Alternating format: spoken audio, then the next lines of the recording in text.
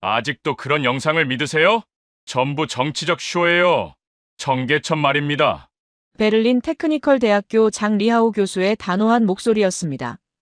그 앞에는 유럽연합 도시자연보건 총괄 자문관 프리데리케 바움가르트 박사가 앉아 있었어요.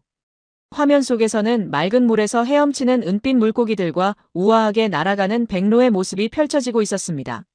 서울 청계천에서 촬영된 이 영상은 전 세계 환경학자들 사이에서 뜨거운 논란을 불러일으키고 있었어요. 도심 한복판에서 원앙이 번식하고 황조롱이가 사냥한다는 것이 과연 가능한 일일까요? 30년간 유럽의 도시 생태복원 실패를 지켜본 프리데리케에게 이 모든 것은 믿기 어려운 이야기였습니다. 하지만 화면 속 생명들의 자연스러운 움직임은 뭔가 달랐어요. 연출된 것 같지 않았습니다. 그 순간 어린 시절 할아버지와 함께 라인강에서 본 피라미드대가 떠올랐어요. 과연 서울에서는 정말 기적이 일어나고 있는 것일까요? 아니면 정교하게 꾸며진 거짓말에 불과한 것일까요? 대체 무슨 사연인지 지금 바로 시작하겠습니다. 잠깐만요. 혹시 지금 어디서 듣고 계신가요? 구독과 좋아요 미리 눌러주시면 건강하고 행복한 기운 듬뿍 받으실 거예요. 프라이부르크 대학교 강의실의 차가운 형광등 불빛 아래 제 목소리가 울려 퍼졌습니다. 도시생태복원은 환상에 불과합니다. 저는 프리데리케 바움가르트, 유럽연합 도시자연보건 총괄 자문관이죠. 오늘 강연 제목은 유럽 도시복원의 한계와 현실이었습니다. 강의실 안 100여 명의 생태학자들이 제 말에 고개를 끄덕였습니다. 모두 현실주의자들이었거든요. 이상향보다는 데이터를 믿는 사람들이었어요. 베를린의 슈프레강, 함부르크의 엘베강, 그리고 우리 프라이부르크의 비제강까지. 모두 복원 프로젝트라는 이름으로 시작했지만 결과는 어떻습니까? 프로젝터 화면에 수질 개선 그래프가 떠올랐습니다. 선명한 하향 곡선이었죠. 30년간의 노력에도 불구하고 지속적으로 악화되는 생태 지표들이었어요. 30년간 투입된 예산 200억 유로. 하지만 진정한 생태계 복원은 이루어지지 않았습니다. 콘크리트 제방은 여전하고 자연적 생물 군락은 형성되지 않았어요. 저는 포인터로 그래프의 가장 낮은 지점을 가리켰습니다. 특히 생물 다양성 지수는 복원 이전보다도 낮아졌습니다. 인위적 개입이 오히려 생태계를 교란한 결과죠. 청중들의 표정이 어두워졌어요. 하지만 이것이 현실이었습니다. 유럽의 도시 생태복원은 사실상 실패작이었거든요. 그때였습니다. 강의실 뒤편에서 누군가 손을 들었어요. 교수님, 그럼 아시아의 서울 사례는 어떻게 보십니까? 서울이라니. 저는 잠시 멈췄습니다. 동아시아의 메가시티에서 생태복원이라니 말이 안 되는 소리였어요. 서울 청계천 복원 말씀이신가요? 그것도 정치적 프로젝트에 불과하죠. 하지만 질문자는 포기하지 않았습니다. 최근 발표된 생태조사 보고서를 보시면 쉬리와 원앙, 그리고 황조롱이까지 서식한다고 나와 있는데요. 황조롱이라는 단어에 제 가슴이 덜컥했습니다. 맹금류의 복귀는 생태계 정점 회복을 의미하거든요. 유럽에서는 상상도 할 수 없는 일이었어요. 강연이 끝난 뒤 저는 회의장 구석 카페테리아에 앉아 있었습니다. 커피 한 잔을 앞에 놓고 노트북을 켰어요. 서울 청계천 관련 자료를 검색하기 시작했죠. 첫 번째로 뜬 영상을 클릭했습니다. 화면에 놀라운 광경이 펼쳐졌어요. 맑은 물속에서 은빛 비늘을 반짝이는 물고기들이 무리를 지어 헤엄치고 있었습니다. 그 위로 하얀 날개를 펼친 백로가 우아하게 날아갔어요. 다 가짜겠지. 제 입에서 저절로 나온 말이었습니다. 하지만 제 눈은 화면에서 떨어지지 않았어요. 특히 원앙 한 쌍이 천천히 부리를 맞대며 헤엄치는 장면에서 말이죠. 원앙의 번식 행동이었습니다. 이건 연출할 수 없는 자연스러운 모습이었어요. 그때 뒤에서 익숙한 목소리가 들렸습니다. 아직도 그런 영상을 믿으세요. 장 리하우였습니다. 베를린 테크니컬 대학교 교수이자 제 대학원 동기였죠. 15년 만에 재회였습니다. 그는 예전보다 살이 쪘지만 여전히 날카로운 눈빛을 하고 있었어요. 리하우구나. 오랜만이네요. 그는 제 옆자리에 앉으며 비웃듯 말했습니다. 서울 청계천이요. 전부 정치적 쇼예요. 프리데리케, 당신이 이런 프로파간다에 관심을 보일 줄은 몰랐는데. 그냥 호기심이에요. 과학적 검증이 필요하다고 생각해서. 검증할 가치도 없어요. 중국이 먼저 시작한 도시하천 복원을 한국이 베낀 것뿐이거든요. 게다가 규모도 작고 지속 가능성도 의문이죠. 리하오의 말엔 확신이 가득했습니다. 그는 늘 그랬어요. 중화주의 관점에서 모든 걸 해석하려 했죠. 대학원 때부터 그런 성향이 있었어요. 그래도 생물학적 근거는 확인해봐야 하지 않을까요? 황조롱이가 정말 서식한다면 황조롱이가 뭐 대단한가요? 중국 상하이 황푸강에서는 이미 10년 전부터 맹금류가 서식하고 있어요. 하지만 저는 화면 속 황조롱이의 날갯짓에서 눈을 뗄 수 없었습니다. 그 순간 잊혀진 기억 하나가 스쳐 지나갔어요. 어린 시절 할아버지 손을 잡고 라인 강변을 걸었던 때였습니다. 물속에서 은빛으로 번뜩이는 피라미드를 보며 할아버지가 말씀하셨죠. 프리데리케야, 자연은 언제나 돌아온다. 시간이 걸릴 뿐이지.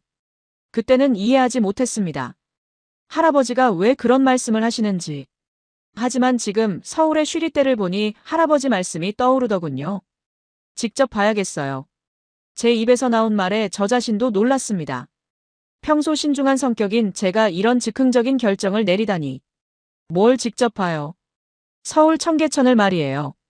현장 조사가 필요합니다. 리하오는 어이없다는 표정을 지었어요. 커피컵을 내려놓으며 고개를 저었습니다. 프리데리케, 정신 차려요. 당신이 그런 감상적인 판단을 내릴 사람은 아니잖아요. 감상이 아니라 과학적 검증이에요. 유럽연합 차원에서도 아시아 도시복원 사례에 대한 객관적 평가가 필요한 상황이거든요. 사실이었습니다. 최근 브뤼셀에서 열린 환경정책회의에서 서울 모델에 대한 관심이 높아지고 있었거든요. 유럽의 실패 사례들이 늘어나면서 대안을 찾고 있었어요. 리하오는 한숨을 쉬며 일어났습니다. 당신 마음대로 하세요. 하지만 실망만 하고 돌아올 겁니다. 동양인들의 과장된 홍보에 속지 마요. 그가 떠난 뒤 저는 다시 화면을 바라봤습니다. 황조롱이가 수면 가까이 날아가 작은 물고기를 낚아채는 장면이었어요. 베를린에서 황조롱이를 본 지 몇 년이 되었을까요? 도심에선 거의 불가능한 일이었습니다. 함부르크나 뮌헨에서도 마찬가지였어요. 유럽의 모든 도시에서 맹금류는 사라졌습니다. 서식지 파괴와 환경 오염 때문이었죠. 하지만 서울에서는 다르다는 건가요? 그날 밤 저는 서울행 항공편을 예약했습니다. 과학자로서의 의무감 때문이었을까요? 아니면 할아버지의 기억 때문이었을까요?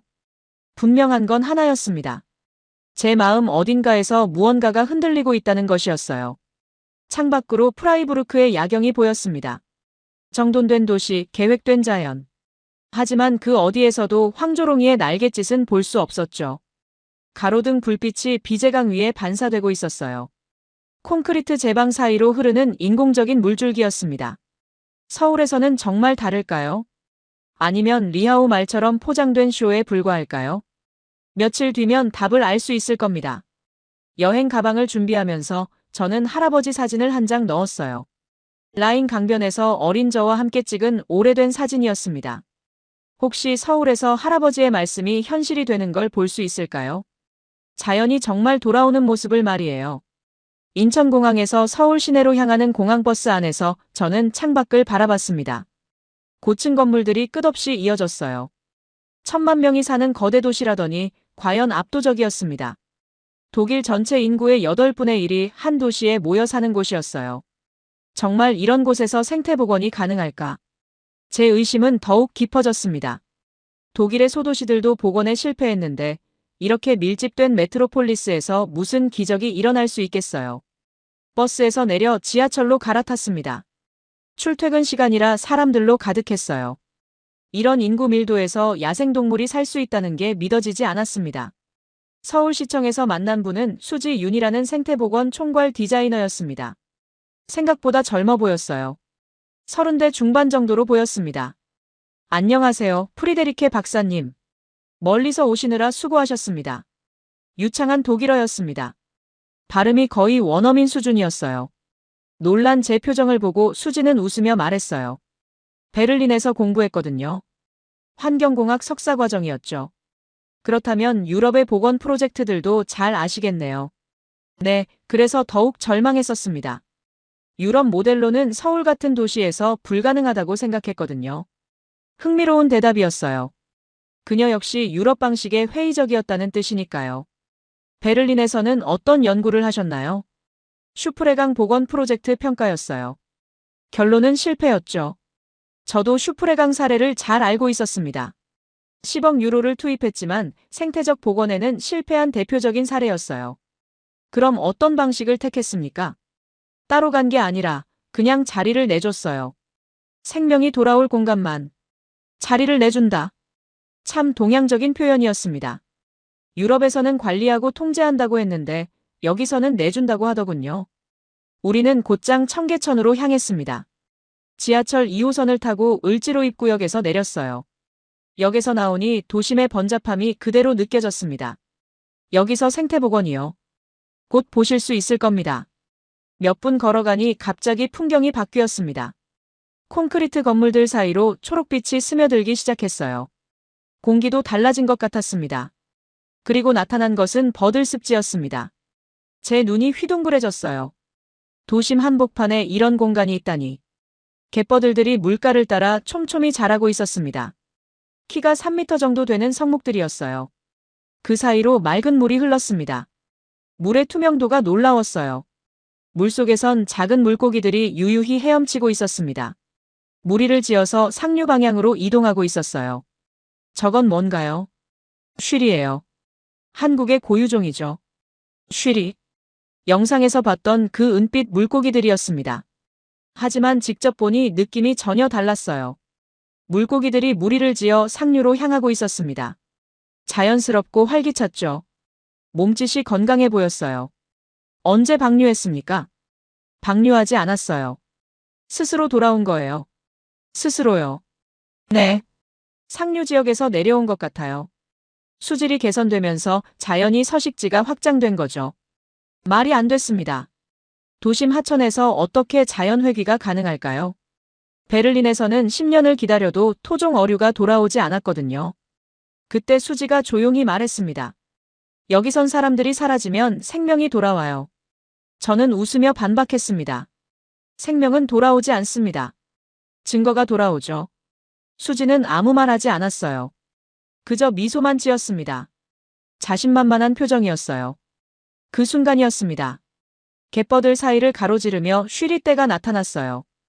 대여섯 마리가 일렬로 헤엄치고 있었습니다. 저는 무의식적으로 숨을 들이쉬었습니다. 은빛 비늘이 햇살에 반짝였어요. 꼬리 지느러미가 물살을 가르며 리듬을 만들었습니다. 마치 춤을 추는 것 같았어요. 어떤 증거보다 확실하지 않나요? 수지의 말에 저는 대답하지 못했습니다. 라인강에서 할아버지와 함께 봤던 피라미드 때가 떠올랐거든요. 그때도 이런 느낌이었을까요? 생명이 돌아온다는 것. 데크를 따라 걸어가면서 저는 주변을 자세히 관찰했습니다. 매작이, 꽃창포, 부들 같은 수생식물들이 자라고 있었어요. 각 식물들이 자연스러운 군락을 형성하고 있었습니다. 인위적인 배치가 아니라 생태적 천의의 결과처럼 보였어요. 이것들도 심은 게 아니군요. 대부분 자생했어요. 씨앗이 바람에 날아왔거나 새들이 옮겨준 것 같습니다. 자연의 복원력. 유럽에서는 포기했던 개념이었습니다. 씨앗 은행 역할을 한 거군요. 네, 토양 속에 오래전 씨앗들이 살아남아 있었던 것 같아요. 환경이 좋아지자 발아한 거죠. 그러나 여기 서울에서는 실제로 일어나고 있었어요. 물 위로 하얀 새 한 마리가 날아왔습니다. 중대백로였어요. 긴 다리로 얕은 물가에 서더니 날카로운 부리로 물속을 노려봤습니다. 몸집이 상당히 컸어요. 날개를 펼치면 1m는 좋게 될 것 같았습니다. 순간 부리가 물속으로 빠르게 들어갔다 나왔습니다. 작은 물고기를 잡았더군요. 포식자도 돌아왔네요. 네, 생태 피라미드가 복원되고 있어요. 그 말이 맞았습니다. 1차 소비자인 쉬리, 2차 소비자인 백로까지. 먹이사슬이 제대로 작동하고 있었어요. 이건 단순한 조경이 아니었습니다. 진짜 생태계였어요. 백로는 먹이를 삼킨 뒤 만족스럽게 깃털을 다듬었습니다. 그리고는 천천히 다른 곳으로 이동해 갔어요. 완전히 자연스러운 행동이었습니다. 데크 끝에서 수지가 멈춰 섰습니다. 내일은 더 놀라운 걸 보여드릴게요. 더 놀라운 게 뭔가요? 직접 보시는 게 나을 것 같아요. 새벽에 오시면 더 많은 것들을 보실 수 있을 거예요. 그날 밤 호텔에서 저는 오늘 본 것들을 정리해봤습니다. 쉬리의 자연회귀, 수생식물의 자생, 백로의 정착까지. 분명 놀라운 일들이었어요. 하지만 아직 확신할 수는 없었습니다. 혹시 제가 보고 싶은 것만 봤던 건 아닐까요? 창밖으로 청계천이 보였어요. 밤에도 산책하는 사람들이 있었습니다. 평화로운 풍경이었어요. 내일이면 더 명확해질 거였습니다. 정말 서울에서 기적이 일어나고 있는 건지. 다음 날 아침, 수지는 제게 두툼한 파일을 건넸습니다. 청계천 생태조사 보고서예요. 지난 3년간의 데이터가 다 들어 있습니다. 저는 파일을 받아 펼쳐봤어요. 수질 분석표부터 생물 개체수 변화 그래프까지 꼼꼼한 자료들이었습니다. 페이지가 200장이 넘었어요. 용존산소 농도가 상당히 높네요. 네, 평균 8.5ppm 이상을 유지하고 있어요. 여름철에도 7ppm 아래로 떨어지지 않습니다. 이 정도면 1급수 수준이군요. 놀라웠습니다. 도심 하천에서 이런 수질이 가능하다니. 베를린 슈프레강은 3급수도 유지하기 어려웠거든요. 하지만 저는 여전히 의심스러웠어요. 정치적 목적으로 데이터를 조작했을 가능성이 있었거든요. 이 수치들이 정확한가요? 독립적인 검증기관의 확인을 받았습니까? 물론입니다. 한국환경공단과 서울대학교 환경대학원에서 교차 검증했어요. 또 일본과 중국의 전문기관에서도 확인했습니다. 그래도 완전히 믿기는 어려웠습니다. 숫자는 얼마든지 만들어낼 수 있으니까요. BOD와 COD 수치는 어떻게 되나요? BOD는 평균 EMGL 이하, COD는 OMGL 이하를 유지하고 있어요. 정말 놀라운 수치였습니다. 이 정도면 유럽의 시골 하천 수준이었어요. 수지가 제 표정을 읽었는지 말했습니다. 숫자 말고 생물을 보세요. 그녀는 저를 다시 습지로 안내했습니다. 이른 아침이라 사람이 거의 없었어요. 새벽 공기가 차가웠습니다. 안개가 수면 위에 자욱했습니다. 그 사이로 무언가가 움직였어요. 저기 보세요. 수지가 가리킨 곳을 보니 오리 2마리가 있었습니다. 하지만 평범한 오리가 아니었어요. 원앙이네요. 수컷의 화려한 깃털이 물안개 사이로 선명하게 드러났습니다. 암컷은 수수한 갈색 깃털을 하고 있었어요. 2마리가 천천히 부리를 맞대며 유영하고 있었습니다. 서로의 목을 비비며 애정 표현을 하고 있었어요. 원앙이 도심에 서식한다고요. 네, 작년부터 이곳에 정착했어요. 올해는 새끼까지 낳았답니다. 원앙의 번식. 이건 정말 특별한 일이었습니다. 원앙은 매우 까다로운 새거든요. 깨끗한 물과 충분한 먹이, 안전한 서식지가 모두 갖춰져야 번식이 가능해요. 더구나 도심에서는 거의 불가능한 일이었습니다. 소음과 인간의 간섭 때문이죠. 저는 무릎을 꿇고 물가에 가까이 다가갔습니다. 원앙 부부가 서로의 깃털을 다듬어주고 있었어요. 너무나 자연스러운 모습이었습니다. 수컷이 간혹 고개를 들어 주변을 경계했지만 크게 긴장하지는 않았어요. 이곳을 안전한 곳으로 인식하고 있는 거였습니다. 이건 연출할 수 없지. 제 입에서 저도 모르게 나온 말이었어요. 동물의 행동은 속일 수 없습니다. 특히 원앙처럼 예민한 새는 더욱 그렇죠. 그들이 이곳에서 편안해하고 있다는 건 진짜 안전한 서식지라는 뜻이었어요. 원앙 수컷이 갑자기 물속으로 머리를 집어넣었습니다. 그리고 작은 물고기를 물고 올라왔어요. 쉬리였습니다. 먹이 사슬이 제대로 작동하고 있었어요. 쉬리가 서식하고 원앙이 그걸 잡아먹고. 이보다 확실한 생태계 복원의 증거가 있을까요? 새끼들은 어디 있나요? 저쪽 갈대밭에 숨어 있을 거예요. 어미들이 먹이를 구해다 줍니다. 정말로 멀리서 작은 울음소리가 들려왔습니다. 새끼 원앙들의 소리였어요. 몇 마리나 부화했나요? 5마리요. 모두 건강하게 자라고 있어요. 5마리. 성공적인 번식이었습니다. 수지가 조용히 말했습니다. 어제 말씀하신 증거, 이것도 충분하지 않나요? 저는 고개를 끄덕일 수밖에 없었습니다. 데이터도 중요하지만 살아있는 생명체의 행동만큼 확실한 증거는 없거든요. 정말 놀랍습니다. 유럽에서는 상상할 수 없는 일이에요. 그때 멀리서 또 다른 새가 날아왔습니다. 중대백로였어요. 긴 목을 쭉 뻗고 우아하게 활공하더니 습지 건너편에 착지했습니다. 어제 본 개체와는 다른 것 같았어요. 약간 작아 보였습니다. 백로도 정착한 거군요. 네, 올해 들어 개체수가 늘었어요. 지금은 5마리 정도가 이곳을 터전으로 삼고 있답니다. 5마리. 충분한 개체군이었습니다. 백로는 혼자 사는 새가 아니에요. 먹이가 풍부하고 안전할 때만 무리를 이룹니다. 원앙과 백로가 공존하는 것도 신기했어요. 서로 다른 생태적 지위를 가진 새들이 한 공간에서 조화롭게 살아가고 있었거든요. 서식지 분할이 잘 되어 있네요. 네, 백로는 주로 깊은 곳에서, 원앙은 얕은 곳에서 먹이 활동을 해요. 제가 일어서자 원앙 부부가 슬쩍 멀어졌습니다. 하지만 도망가지는 않았어요. 적당한 거리를 두고 계속 유영했습니다. 사람에게 어느 정도 익숙해진 거죠. 하지만 여전히 야생의 본능은 잃지 않은 상태였어요. 완벽한 균형이었습니다. 이 습지가 만들어진 지 얼마나 됐나요?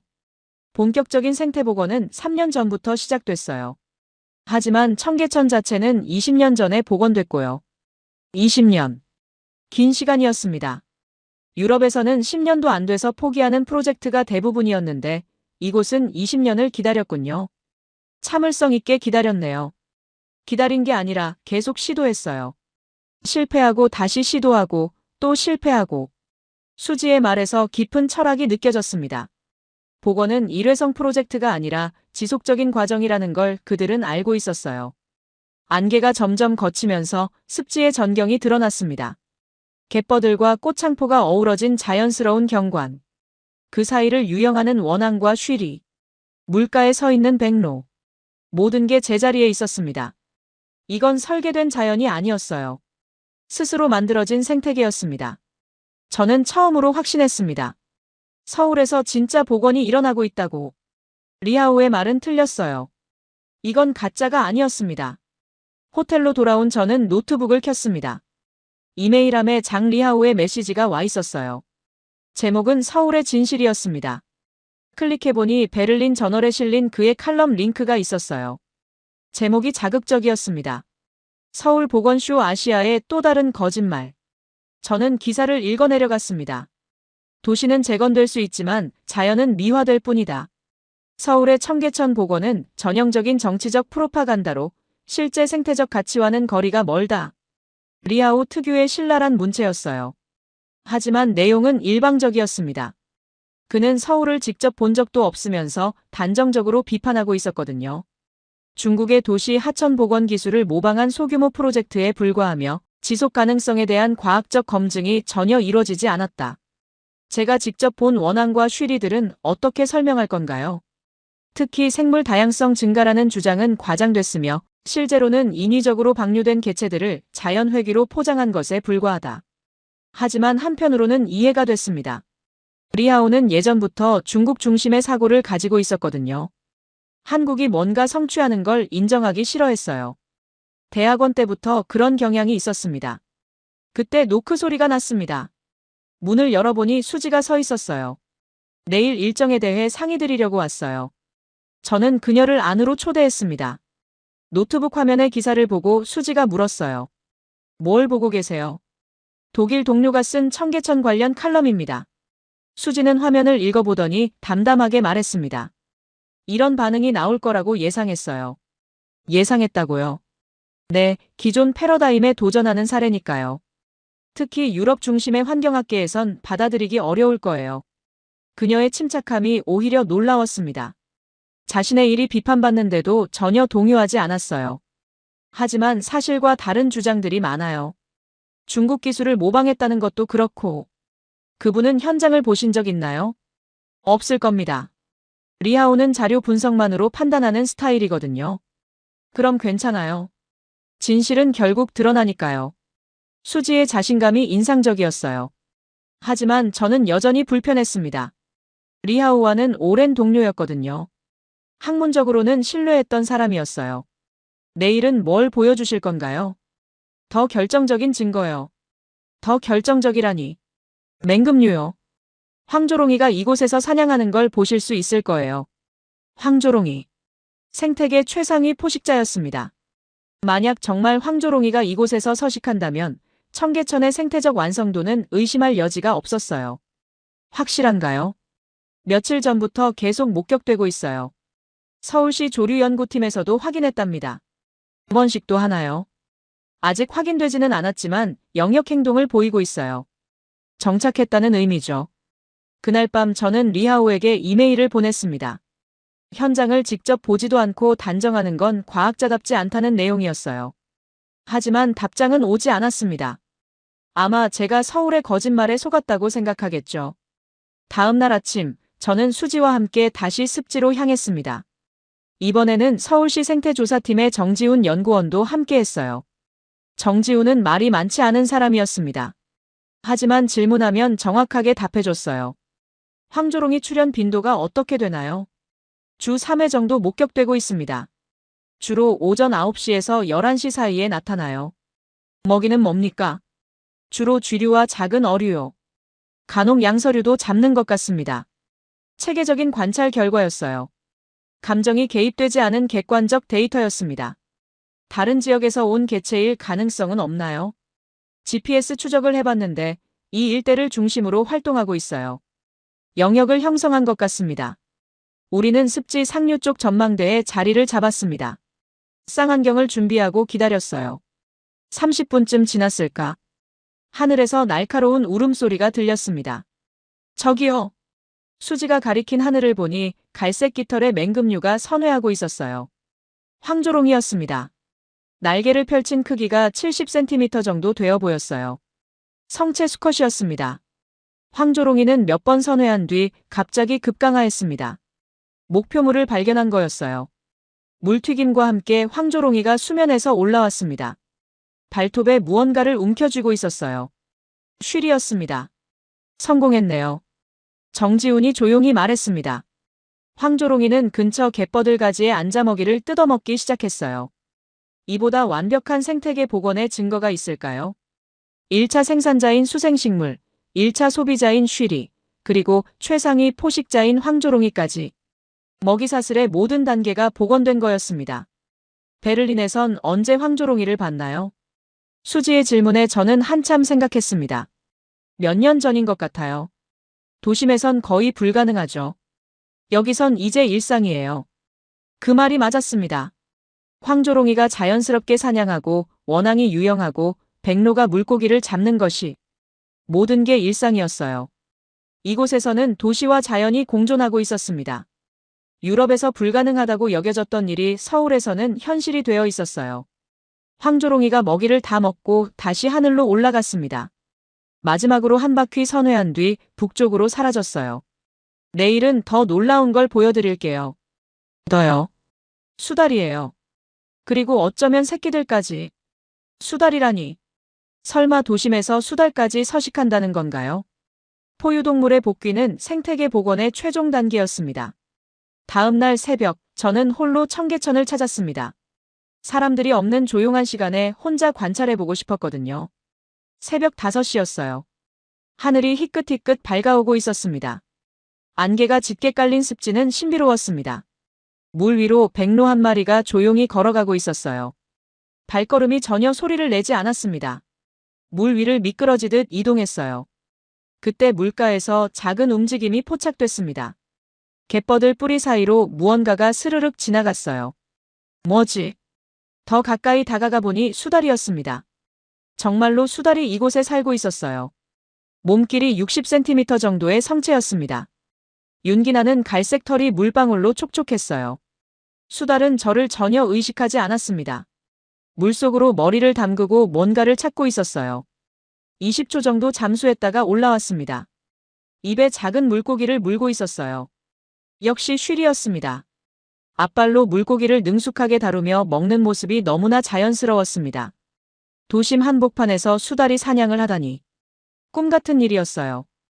유럽에서는 시골 깊은 산속에서나 볼 수 있는 광경이었거든요.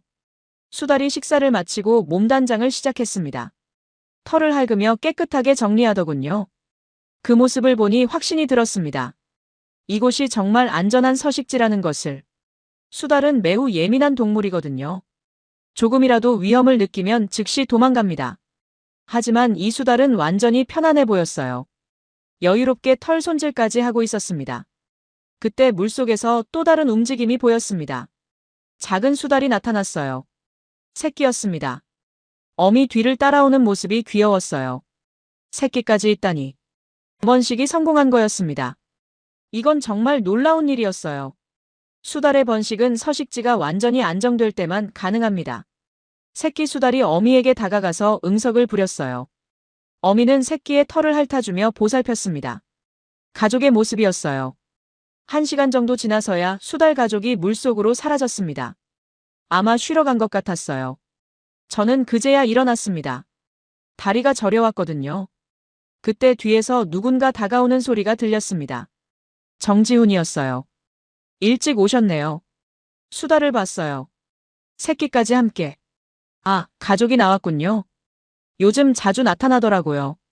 정지훈은 가방에서 두툼한 파일을 꺼냈습니다. 수생식물 분포 지도예요. 혹시 관심 있으시면 보세요. 파일을 펼쳐보니 정말 세밀한 지도였습니다. 매작이, 갯버들, 꽃창포, 부들, 창포까지. 각 식물의 서식 구역이 정확히 표시돼 있었어요.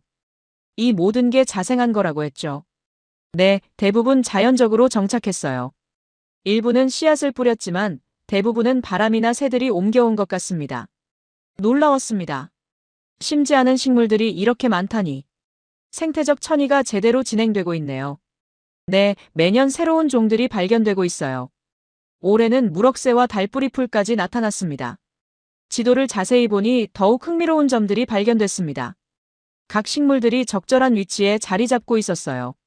물 깊이와 일조량에 따라 자연스럽게 분포했습니다.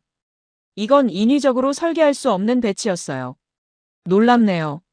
정말 자연스럽게 형성된 군락이군요. 토양 분석 결과도 흥미로워요. 유기물 함량이 매년 증가하고 있거든요. 그때 하늘에서 익숙한 울음소리가 들렸습니다. 황조롱이었어요. 어제와 같은 개체인지는 모르겠지만 같은 패턴으로 선회하고 있었습니다. 매일 나타나나요? 거의 매일이요. 이제는 이곳을 완전히 자기 영역으로 인식한 것 같아요. 황조롱이가 몇 바퀴 선회한 뒤 급강하했습니다. 어제와 똑같은 사냥 패턴이었어요. 성공했는지 실패했는지는 멀어서 확인하기 어려웠습니다. 그날 저녁 수지와 함께 청계천 상류로 걸어갔습니다. 해가 저물어가는 시간이었어요. 노을이 물 위에 비쳐서 아름다웠습니다. 이 시간이 가장 예쁜 것 같아요. 수지의 말에 저도 동감했습니다. 황금빛 물결이 일렁이고 있었어요. 민가 뒤편의 작은 다리에서 우리는 멈췄습니다. 여기서 보면 전체적인 모습이 잘 보여요. 다리 위에서 내려다본 청계천은 정말 장관이었습니다. 갯버들들이 바람에 하늘거리고 그 사이로 맑은 물이 흘렀어요. 곳곳에서 물고기들이 튀어올랐습니다. 수질이 이 정도로 좋아지는데 얼마나 걸렸나요? 단계적으로 개선됐어요. 처음 10년은 기초 작업이었고 최근 5년 동안 급격히 좋아졌습니다. 그때 갑자기 하늘에서 갈색 그림자가 번개처럼 내려왔습니다. 황조롱이었어요. 급강하에서 물 위를 스쳐 지나갔습니다. 순간 물튀김과 함께 피라미 한 마리를 낚아챘어요. 둘 다 동시에 숨을 멈췄습니다. 대단해요. 황조롱이는 근처 전봇대에 앉아 사냥감을 뜯어먹기 시작했습니다. 맹금류가 돌아왔네요. 수지가 조용히 말했습니다. 누구의 의도도 아닌 복원. 그게 진짜 같아요. 제 마음도 같았습니다. 이 모든 게 계획된 것이 아니었어요. 자연이 스스로 선택한 결과였습니다. 인간은 단지 공간만 만들어줬을 뿐이죠. 나머지는 생명들이 알아서 채워 넣었어요. 어떻게 이런 일이 가능할까요? 시간과 인내죠. 그리고 믿음. 믿음이요. 네, 자연의 복원력에 대한 믿음. 인간이 모든 걸 통제할 필요는 없다는 믿음. 깊은 철학이 담긴 말이었습니다. 유럽에서는 모든 걸 계획하고 관리하려 했어요. 하지만 여기서는 자연에게 맡겼습니다. 그 결과가 이 놀라운 생태계였어요.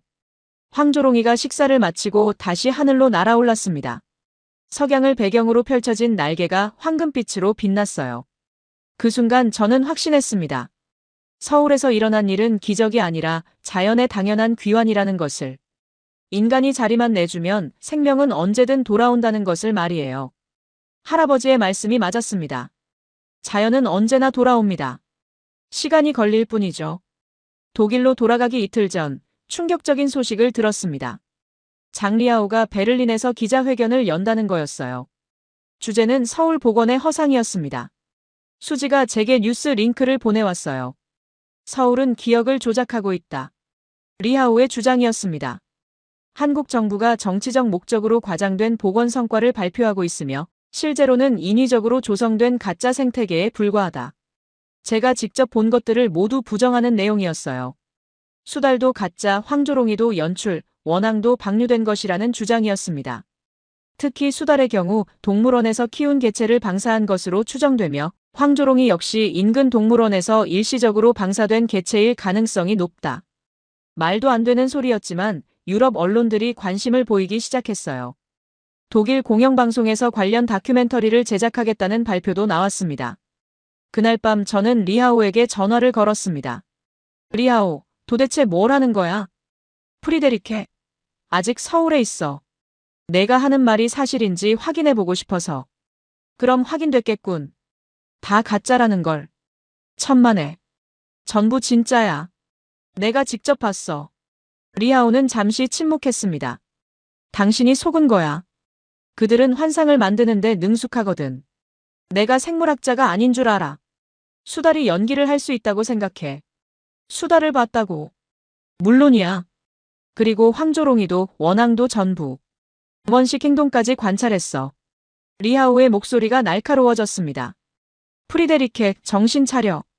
당신이 그렇게 순진한 사람이었나? 순진한 게 아니라 현실을 본 거야. 너는 현장도 안 가보고 왜 그렇게 단정해? 현장에 갈 필요도 없어. 논리적으로 불가능한 일이거든. 전화를 끊은 뒤 저는 깊은 고민에 빠졌습니다. 리하오와는 15년 동안 학문적 동료였어요. 서로 신뢰했던 사이였죠.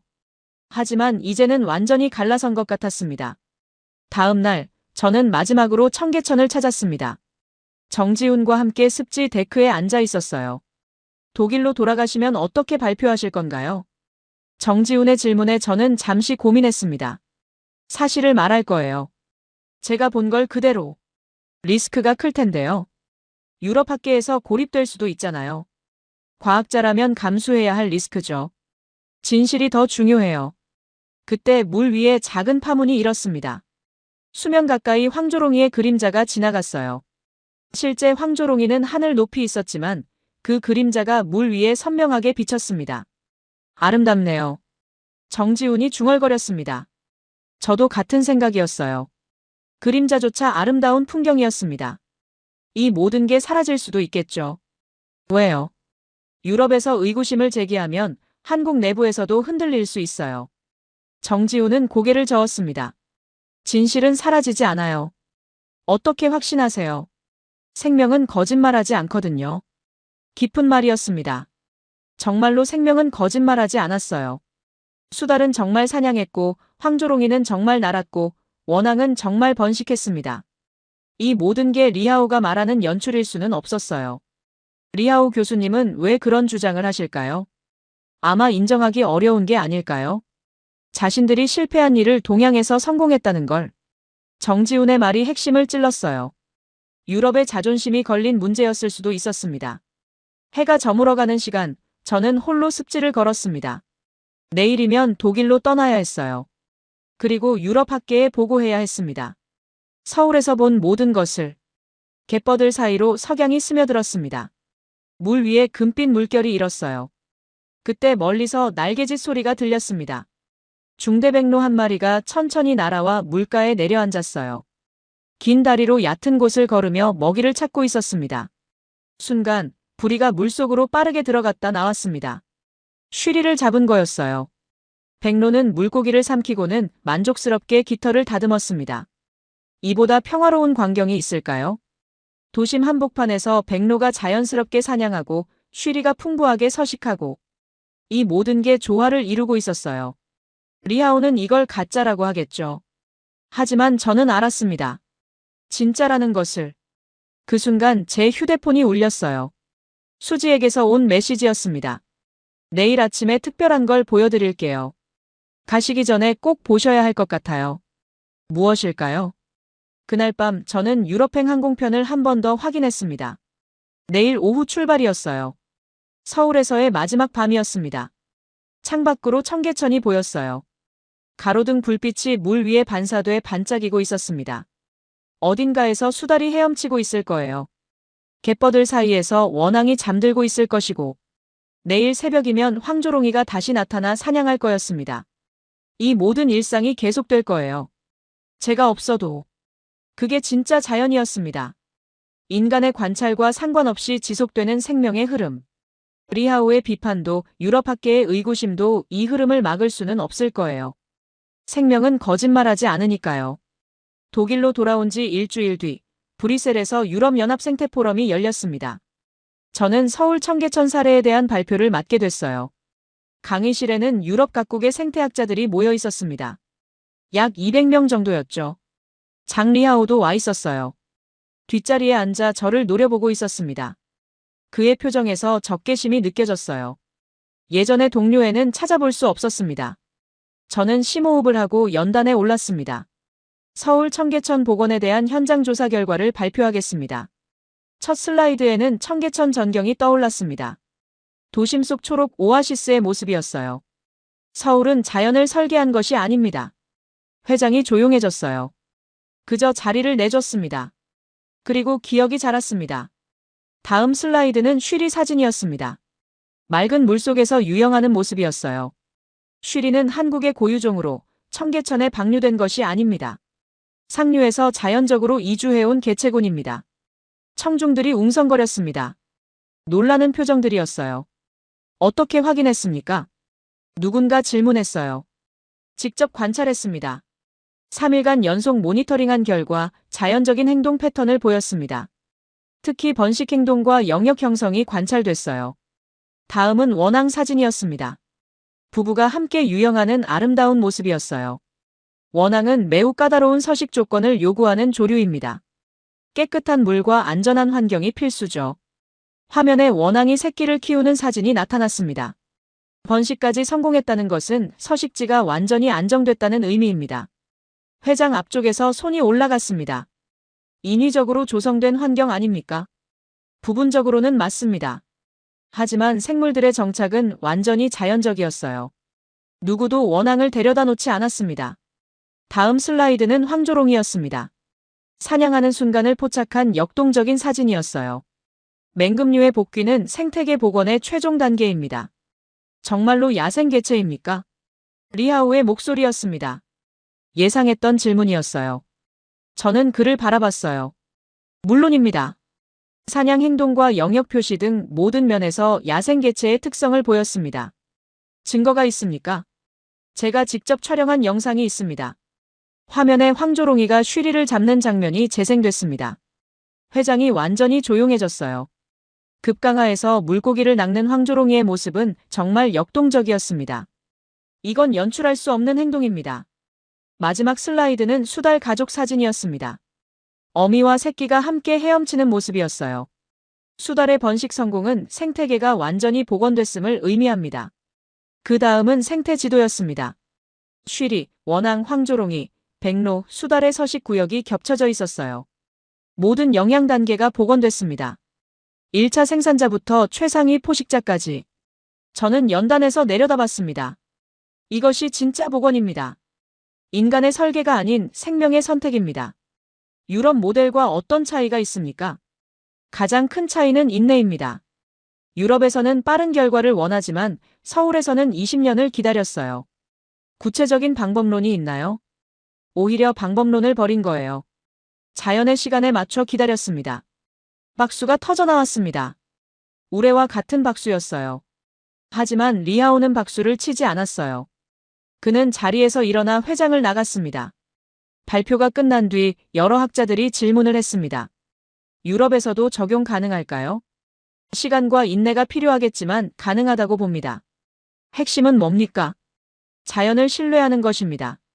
인간이 모든 걸 통제하려 하지 말고 생명이 선택할 수 있도록 자리를 내주는 것이죠. 실패할 위험은 없나요? 실패는 과정의 일부입니다. 중요한 건 포기하지 않는 것이에요. 그날 저녁 호텔에서 이메일을 확인했습니다. 수지에게서 메시지가 와 있었어요. 제목은 기억이 돌아왔습니다 였습니다. 본문에는 황조롱이 사진 한 장만 첨부돼 있었어요. 날개를 활짝 펼치고 비행하는 모습이었습니다. 배경으로 서울 시내가 펼쳐져 있었고요. 사진 아래 한 줄 메모가 있었습니다. 오늘도 변함없이 날고 있어요. 저는 그 사진을 프린트해서 벽에 붙였습니다. 할아버지가 말씀하신 대로였어요. 자연은 언제나 돌아옵니다. 시간이 걸릴 뿐이죠. 그리고 이제 저도 믿었습니다. 인간이 자리만 내주면 생명은 반드시 돌아온다는 것을. 서울이 그것을 증명했어요. 기억이 돌아온 거였습니다. 며칠 뒤 놀라운 소식을 들었습니다. 프랑스와 네덜란드에서 서울 모델을 적용한 프로젝트가 시작된다는 거였어요. 변화가 시작되고 있었습니다. 유럽도 이제 자연의 시간을 기다리기 시작했어요. 브뤼셀 포럼 이후 유럽 언론들의 반응은 뜨거웠습니다. 독일 환경일간지는 서울의 기적이라는 제목으로 특집 기사를 실었어요. 프랑스 생태학회지도 청계천 사례를 긍정적으로 평가했습니다. 심지어 영국 BBC에서도 다큐멘터리 제작 의사를 밝혔어요. 하지만 장 리하우는 여전히 반박했어요. 그는 베를린 대학교에서 반박 세미나를 열었습니다. 하지만 참석자는 많지 않았어요. 20명 남짓이었습니다. 서울 모델은 지속 가능하지 않다는 게 그의 주장이었어요. 며칠 뒤 충격적인 소식을 들었습니다. 리하우가 교수직에서 사임한다는 거였어요. 학교 측에서는 개인적 사유라고만 발표했습니다. 저는 복잡한 심정이었어요. 오랜 동료였는데 이런 식으로 끝나다니. 하지만 진실은 가려질 수 없었습니다. 한편 유럽연합환경위원회에서는 서울 모델을 연구하기로 결정했습니다. 도시자연복원 정책을 전면 재검토한다는 발표도 나왔어요. 20년 만에 처음 있는 일이었습니다. 제 연구실에도 연락이 쇄도했습니다. 프랑스, 네덜란드, 심지어 영국에서까지 자문을 요청해 왔어요. 그 무렵 서울에서 또 다른 소식이 들려왔습니다. 청계천 생태학습센터에서 아이들이 현장 학습을 했다는 내용이었어요. 수지가 보낸 사진을 보니 10여 명의 초등학생들이 습지 데크에서 관찰 활동을 하고 있었습니다. 아이 중 한 명이 외치는 모습이 찍혀 있었어요. 선생님, 저기 수달이에요. 정말로 수달 가족이 갯벌들 아래에서 장난치듯 헤엄치고 있었습니다. 어미 수달과 새끼 3마리였어요. 번식이 더욱 성공한 거였습니다. 아이들의 환한 웃음이 사진 너머로 전해졌어요. 이 아이들에게는 도심 속 수달이 당연한 풍경일 거예요. 특별한 게 아니라 일상인 거죠. 그게 정말 놀라웠습니다. 다음 세대에게는 도시와 자연의 공존이 기본값이 될 거라는 생각이 들었어요. 또 다른 사진에는 중학생들이 황조롱이를 관찰하는 모습이 담겨 있었어요. 망원경을 들고 하늘을 바라보는 아이들의 표정이 진지했습니다. 황조롱이가 사냥하는 모습을 실제로 봤어요. 한 아이의 소감이 적혀 있었어요. 이런 체험이 그 아이의 인생을 바꿀 수도 있겠다는 생각이 들었습니다. 그날 밤 저는 오랜만에 할아버지를 생각했습니다. 라인강에서 피라미를 보며 했던 말씀이 떠올랐어요. 자연은 언제나 돌아온다. 이제야 그 말의 의미를 완전히 이해할 것 같았습니다. 인간이 포기하지만 않으면 생명은 반드시 길을 찾는다는 뜻이었어요. 서울이 그걸 보여줬습니다. 20년을 기다렸더니 쉬리가 돌아왔고 원앙이 정착했고 황조롱이가 사냥했고 수달이 번식했어요. 모든 게 자연의 시간에 맞춰 일어났습니다. 며칠 뒤에는 더욱 놀라운 소식을 들었어요. 프라이부르크시에서 연락이 온 거였습니다. 비제강 복원 프로젝트를 서울 방식으로 재검토하고 싶다는 제안이었어요. 저는 기꺼이 수락했습니다. 인내심을 가져야 합니다. 최소 10년은 기다려야 해요. 시장에게 말했을 때 그는 놀랐어요. 10년이나요? 자연의 시간은 인간과 다릅니다. 서두르면 실패해요. 하지만 시장은 결심이 굳었습니다. 그럼 10년을 기다려보죠. 프라이부르크 제 연구실 창가에는 여전히 황조롱이 사진이 붙어 있습니다. 서울 하늘을 나는 그 날개짓을 볼 때마다 생각해요. 복원은 인간이 만드는 게 아니라 생명이 스스로 선택하는 거라고. 우리는 단지 자리를 내주면 되는 거라고. 창밖으로 비제강이 보입니다. 아직은 콘크리트 제방이 차갑게 서 있어요. 하지만 언젠가는 갯벌들이 자랄 거예요. 쉬리와 같은 물고기들이 돌아올 것이고 백로가 날아와 둥지를 틀지도 모르죠. 그리고 어느 날 황조롱이가 비제강 위를 날 거예요. 아이들이 선생님, 황조롱이에요. 라고 외치는 날이 올 거예요. 그때까지 저는 기다릴 겁니다. 할아버지처럼, 서울 사람들처럼 자연의 시간에 맞춰서 인내심을 갖고 믿음을 갖고. 지난주에는 수지에게서 또 다른 사진이 왔어요. 청계천에 새로운 새가 나타났다는 내용이었습니다. 물총새였어요. 보석처럼 파란 깃털을 가진 아름다운 새였습니다. 물총새까지. 생태계가 더욱 다양해지고 있었어요. 그리고 오늘 놀라운 소식을 들었습니다. 함부르크에서 엘베강 복원 프로젝트에 서울 모델을 도입하기로 결정했다는 거였어요. 변화의 물결이 유럽 전체로 퍼지고 있었습니다. 생명은 언제나 돌아오니까요. 시간이 걸릴 뿐입니다. 우리는 기다리면 됩니다. 자연이 스스로 길을 찾을 때까지. 그리고 언젠가는 유럽의 모든 도시에서도 황조롱이가 날 거예요. 아이들이 수다를 보며 웃는 날이 올 것이고, 그날이 오면 할아버지께 말씀드릴 거예요. 할아버지가 맞았어요. 자연은 정말 돌아왔어요.